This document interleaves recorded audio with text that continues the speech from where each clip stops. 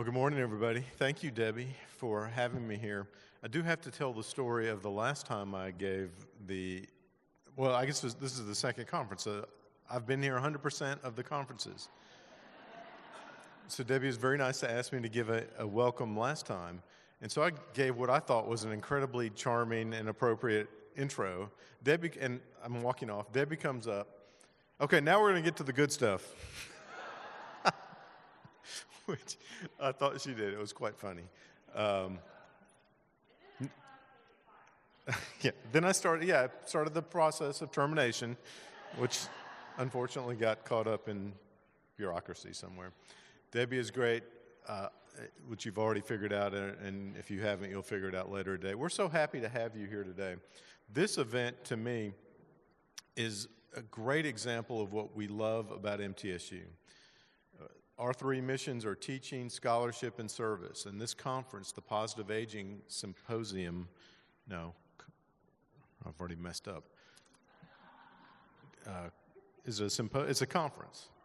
I'm not sure what the difference between a conference and a symposium is, but this event really exemplifies all three of those, because inherent in everything that will happen today is the faculty members, including Dr. Lee and others who have help put this on, and the teaching that they do of students and students volunteering here today.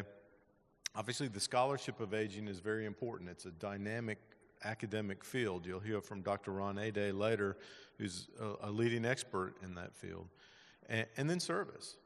We believe that the teaching and research we do is valuable in itself, but it's much more valuable if we're able to use it to help serve the community and make the lives of people in Middle Tennessee and really throughout the state and the nation better. And so this is an example of that. So thank you, Debbie, and everyone for putting this event on. As she said, everybody involved has a full-time job in addition to this. And so putting this on is a major endeavor. And so thank you for taking that on. I've mentioned Dr. Ade. Ron, wave your hand. They'll see you later. But Ron Ade, I want to thank you for coming back, a long-time distinguished professor here. Let's give him a hand. Dr. Ralph Alvarado, you'll hear from in a bit, who is commissioner of the Tennessee Department of Health. So that being a commissioner is a big deal. So we appreciate you taking the time out of your schedule. You'll also hear from Lieutenant General Keith Huber, my friend and colleague, in a bit. General, if you'll wave. General brings a unique perspective to our office. I enjoy talking to him, and I'm about to violate one of his maxims, which is you should never read anything off of a piece of paper when you're doing a speech. So I feel him preparing to judge me. I'm not going to read my remarks. Now, he's too polite to judge, obviously, but I'll see it in his eyes. Debbie provided me some stats which I think are really fascinating and illustrate how important this topic is. That those of us 60 and older represent the fastest growing demographic in Tennessee and will increase. How do you know I was over 60? Yeah. Now, I've always thought it was odd that people get all torqued about their age. Talk about something we cannot control. Anyway, I'm going off script. See, that's the danger, General, when I don't have a written script. So that's going to increase by more than 300,000 people over the next decade.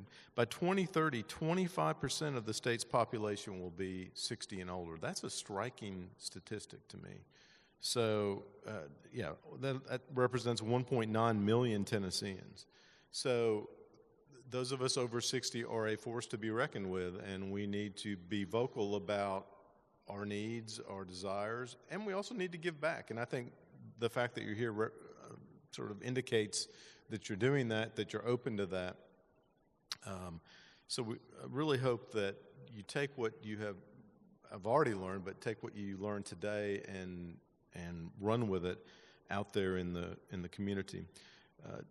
Today our conference focus on veterans, and that's why you'll hear from General Huber later today.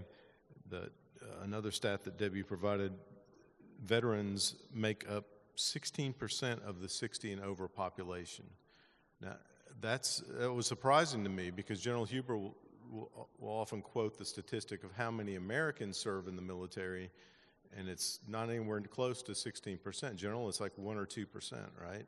Of the less than 1%. So I'm not sure how that math works, other than I think it indicates that the people of over 60 served at a higher rate than people are serving today. Well, good. I've solved that math problem. I see some affirmation. So again, thanks to everybody who put on and is putting on throughout the day this conference, especially Debbie and your leadership, but everyone else. Thank you all for spending time with us today. It looks like it's going to be a great conference. I'm sorry that I am not going to be eligible for that Cracker Barrel chair. But again, thanks for coming out, and I hope you enjoy the day.